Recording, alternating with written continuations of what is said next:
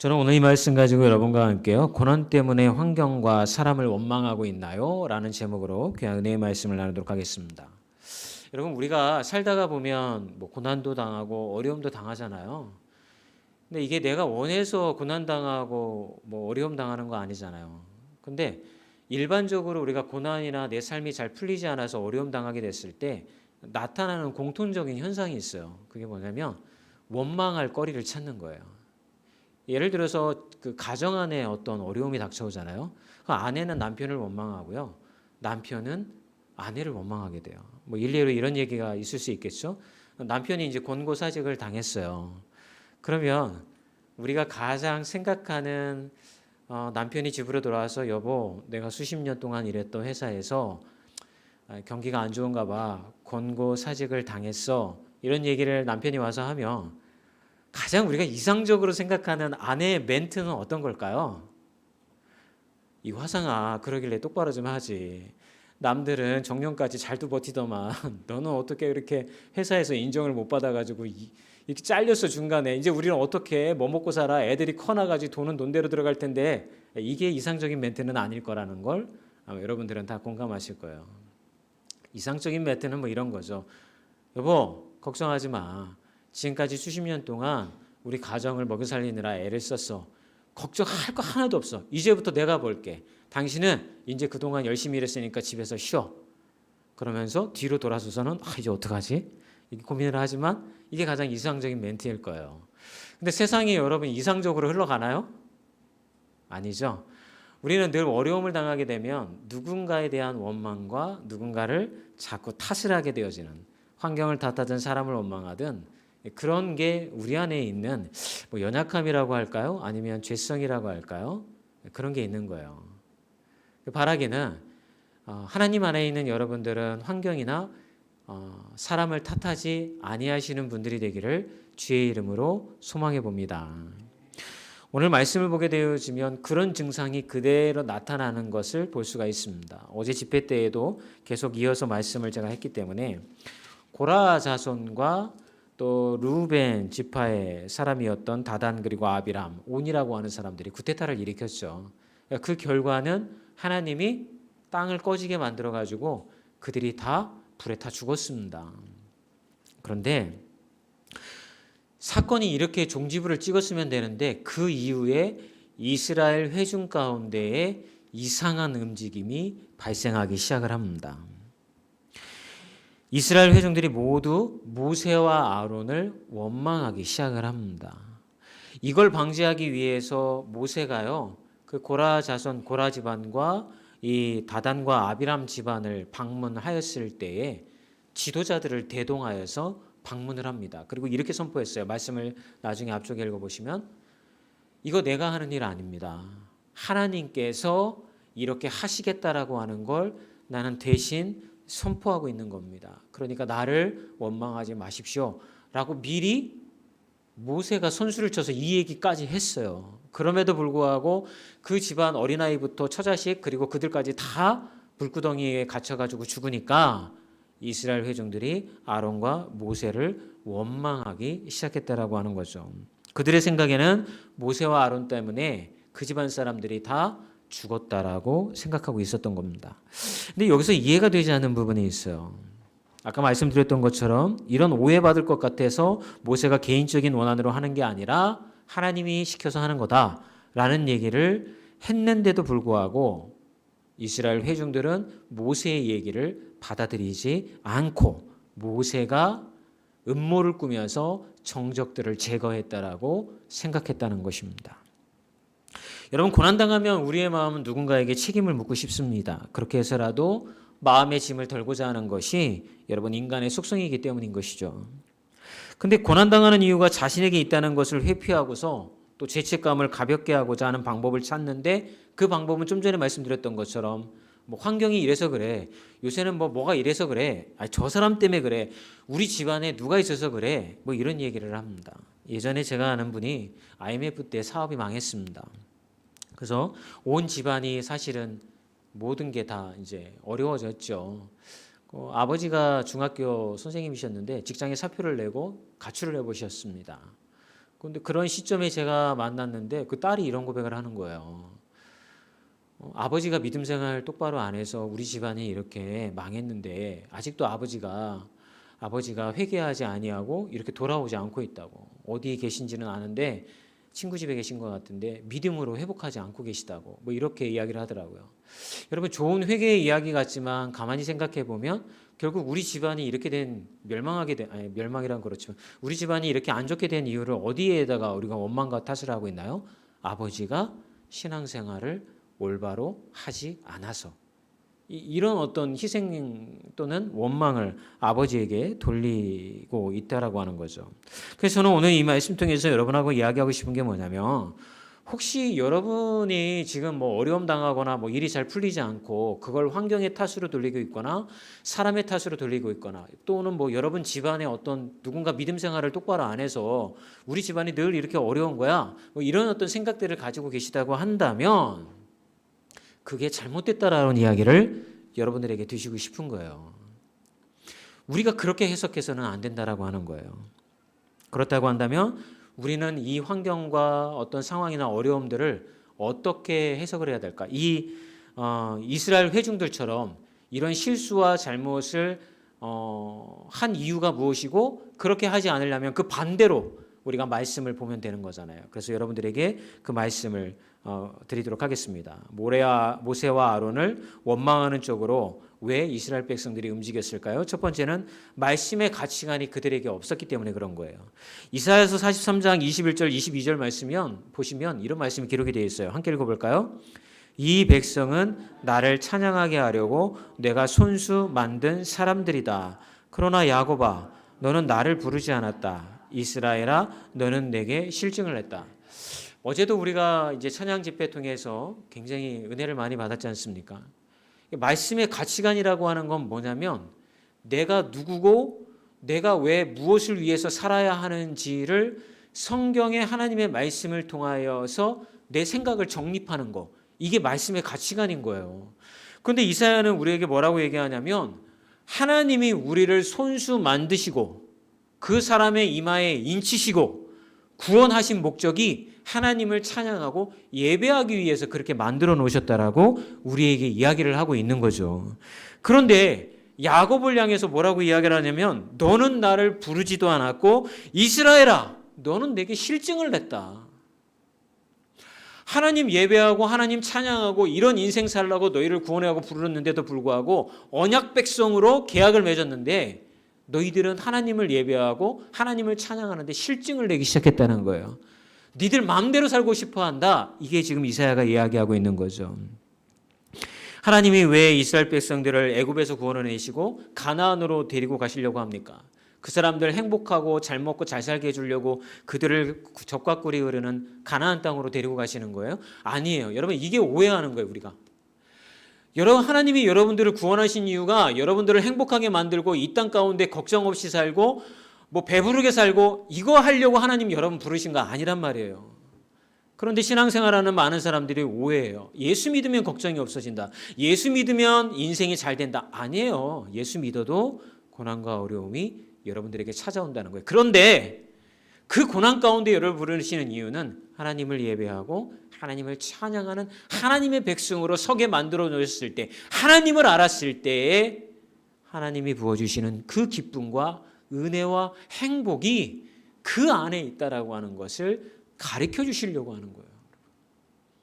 그런데 그것을 잃어버리고 여러분 내가 중심이 되어서 내가 잘 이 땅 가운데 되는 게 여러분 인생의 가치관이 되어져 버리면 하나님을 만날 수가 없다라고 하는 거죠. 그래서 사사기는 그런 사람들을 이렇게 말합니다. 사사기 17장 6절에 이렇게 표현하고 있어요. 읽어볼까요?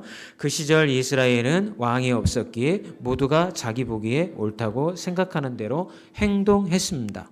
여러분 다윗과 같은 왕이 없었기 때문에 이스라엘 백성들이 각기 자기가 살고 싶은 대로 맘대로 살았다. 이 말씀이 그렇게 얘기하는 게 아니에요. 여기서의 왕은 하나님을 가리키는 거예요. 여러분 마음대로 살고 싶으시죠? 여러분들이 하고 싶은 대로 즐기고 누리고 편하고 싶으시죠? 그렇게 하시는 이유는 왜일까요? 하나님이 여러분의 인생의 주인이 되지 않으셨기 때문에 그런 거예요. 여러분, 우리 삶에 하나님을 나의 주인으로 삼고 나의 왕으로 삼지 아니하면 우리는 계속해서요 하나님을 거부하는 삶을 살 수밖에 없어요. 세상에 나가면 얼마나 즐거운 것들이 많습니까? 세상에 나아가면 얼마나 여러분들이 하고 싶은 일들이 많습니까? 그런데 그것들로 여러분들을 흘려보내지 아니하시고 하나님의 자녀로 여러분들을 부르시는 데에는 뜻이 있는 거죠. 하나님을 예배하는 데. 그런데 그걸 거부하고 여러분들의 마음대로 주일날 그냥 나 예배 드렸다 땡 하나님 이제 됐지요? 이거 하는 것만 해도 감사하게 생각하세요. 이런 인생 살라고 여러분 부른 거 아니란 말이에요. 그들에게는 하나님이 주인 되지도 않았고 그런 삶에는 하나님이 왕으로도 함께하고 계시지 않기 때문에 여러분들이 그 길로 가고 있는 것입니다. 여러분, 이스라엘 사람들이 고라나 또는 이런 어떤 다른 사람들의 죽음을 빌미로 해서 모세와 아론을 지금 죽이려고 이스라엘 백성들이 하나가 되어서 달려들고 있죠. 그건 딱 하나예요. 말씀의 가치관이 없어서 그런 것입니다. 말씀이 아니라 자신들이 옳다고 믿은 대로 행동하기 때문에 그런 일이 벌어지고 있는 겁니다. 그런 자들에게 하나님은 역병의 심판을 내리십니다. 여러분, 우리도 마찬가지죠. 하나님이 없는 사람 또 말씀의 가치관이 없는 사람은 모든 행동의 주인이 자기가 되어집니다. 하나님을 만난 사람은 하나님을 만난 것을 예배할 수 있는 것을 포기할 수가 없는 거예요.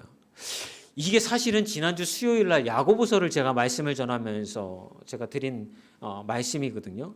여러분, 우리에게는 두 마음이 있잖아요. 하나는 예수님 닮아가고 싶은 마음이 내 안에 한쪽에 있고 또 한쪽의 마음은 내가 인생의 주인이 되어서 내 마음대로 살고 싶은 마음, 이 두 마음이 늘 여러분들을 괴롭히죠. 그렇죠? 늘 막 이쪽으로 빠져나가면 막 예수님 닮아야 되는데 내가 믿음이 없어가지고 늘상 나는 넘어지고 사는 것 같아. 막 이런 얘기는 하잖아요. 그죠? 하나님, 저는 믿음이 없는 것 같아요. 수십 년 신앙생활을 했어도. 이게 정상적인 거예요, 여러분. 저는 여러분들에게 그 두 마음을 갖고 있는 게 정상이라고 말씀을 드리고 싶습니다. 제가 얘기하는 게 아니에요. 야고보가 얘기했다고요. 그렇게. 예. 그럼 이 두 마음을 합해야 될 거 아니에요. 그죠? 그죠? 하나님께로 점점 닮아가는 삶이 되어져야 될 거 아니에요. 그죠? 근데 그게 우리의 노력으로 안 된다라고 하는 거예요. 그런데 우리가 그럼에도 불구하고 소망 가지고 포기하지 않을 수 있는 이유는 뭐냐면 하나님이 택한 자들에게는 하나님이 하나님의 말씀을 심어 놓으셨다는 거예요. 그 말씀이 우리 안에 안전장치로 작동을 하게 되면 하나님의 백성들은 막 타락하고 싶어. 막 내 마음대로 살고 싶어. 그냥 막 되는 대로 살고 싶어. 예배도 막 다 포기하고 그냥 막 즐기고 살고 싶어. 그런데 어느 시점이 딱 되면 내 안에 심겨진 말씀이 내 안에 죄책감을 주는 거예요. 회개하도록 만들어주는 거예요. 이렇게 살아서는 더 이상 안 되겠구나, 내가. 이런 생각을 주는 거예요. 그래서 우리에게 소망이 있다는 거예요. 야고보가 하고 싶은 얘기가. 지난주 수요일 날 제가 말씀 전할 때 이게 잘 전해졌는지는 모르겠으나 오늘 다시 전해드립니다. 그게 하나님이 우리에게 심어놓으신 말씀이라고 하는 거죠. 그 가치관이 있으면 우리는 다시 돌아올 수 있는 거예요. 회개하고 돌아올 수가 있는 거죠. 여러분에게는 말씀의 가치관이 있습니까? 여러분, 하나님이 이 세상을 말씀으로 창조하심을 믿으세요? 그리고 여러분들이 죄가 이 세상에 들어왔지만 하나님이 여러분들을 포기하지 아니하시고 창세전에 이미 구원하시기로 결정하시고 여러분들을 구원하셨음을 믿습니까? 그래서 예수님을 보내셔서 예수님에게 자기의 죄를 고백하는 자마다 구원을 받으심을 믿으십니까? 그리고 구원받은 자들에게는 아브라함과 맺었던 언약처럼 하나님이 여러분의 인생을 끌고 가고 계심을 믿으십니까? 주님이 우리의 인생의 주인 되심을 믿으십니까? 하나님이 여러분들을 포기하시지 않으심을 믿으십니까? 이게 말씀의 가치관인 거예요. 그걸 믿는 게 말씀의 가치관이라고요. 그래서 시편 23편 4절 말씀에 이런 말씀이 있어요. 사망의 음침한 골짜기를 다닐지라도 내가 해를 두려워하지 않는 것은 주께서 나와 함께 하심이라. 주의 지팡이와 막대기가 나를 안위하심이니라. 여러분, 이 말씀이 우리가 왜 받아들여야 되냐면 지금 아멘 하셨잖아요. 하나님이 나의 주인 되시고 내 인생 이끌어가고 계시고 내 인생이 지금 엉망인 것 같지만 하나님이 나를 포기하지 않으시고 여전히 내 손을 붙잡고 이끌고 가고 계시다라는 거. 그렇기 때문에 우리는 소망을 하나님께 두면서 시편 23편 4절의 말씀을 고백할 수 있는 거죠. 어떤 고백이요? 하나님의 주의 지팡이와 막대기가 나를 지켜주신다라고 하는 거. 그리고 하나님이 나와 함께하고 계시다는 거. 이 고백을 할 수 있는 이유가 거기에 있다라고 하는 것입니다. 예레미야 선지자도 33장 예레미야 33장 2절에 이렇게 얘기합니다. 함께 얘기해 볼까요? 이를 행하시는 여호와 그것을 만들며 성취하시는 여호와라고 고백합니다. 하나님이 어떤 분이신지 여러분 오늘 말씀을 통해서 만나셨습니까? 근데 이걸 인정하지 않는 자들을 향하여서 불신의 자라고 얘기를 하고 교만한 자라고 얘기를 하는 겁니다. 그래서 이 약함에 빠지지 않도록 돌이키라고 땅에 입을 벌려서 고라 자손과 그들을 다 삼키움 받게 하시고 심판하신 것입니다. 그래서 여러분 심판과 같은 사건이 여러분들에게 왔을 때 남을 판단하거나 정죄하지 말고 먼저 여러분의 죄를 회개하는 말씀으로 돌아가시기를 주의 이름으로 부탁드립니다. 그렇다고 한다면 여러분 이런 신앙으로 나아가려면 우리가 어떻게 해야 될까요? 두 번째는 여러분 교회로 나와야 되는 거예요. 목사님 또 교회를 강조하시네. 제가 그렇게 말씀드리는 이유가 있어요. 히브리서 10장 22절에서 25절 말씀인데요. 우리 함께 읽어볼까요? 시작.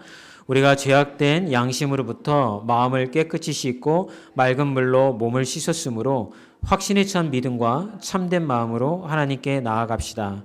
우리가 고백하는 소망의 믿음을 단단히 붙잡읍시다. 이는 약속하신 분이 신실하시기 때문입니다. 또한 우리는 사랑과 선한 일들로 격려하기 위해 서로 돌아봅시다. 어떤 사람들의 습관과 같이 우리들 스스로 모이는 일을 소홀히 하지 말고 오히려 서로 권면합시다.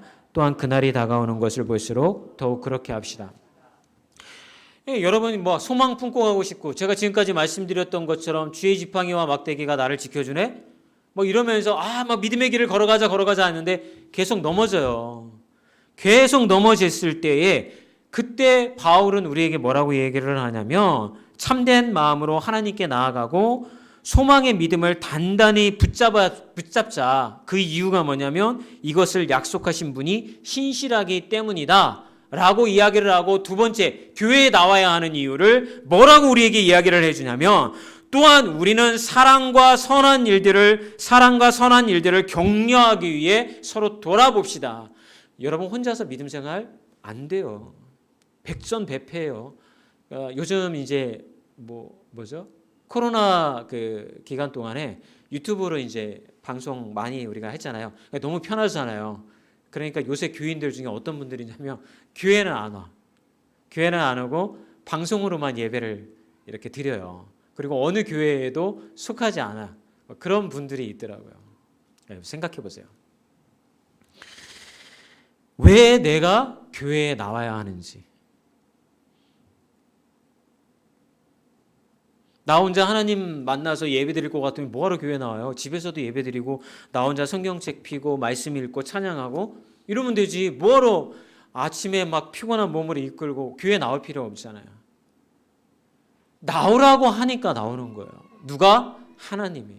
그럼 하나님이 왜 나오라고 하느냐? 너희들은 연약하여서 믿음의 길을 혼자 갈 수 없으니 서로 돌아보아서 격려하고 그 사람을 위해서 기도해주고 우리 함께 포기할 수 없는 믿음을 같이 갑시다 라고 하기 위하여서 이 믿음의 공동체를 하나님이 지역에 세우시고 교회를 세우셨다라고 이야기하고 있는 거예요.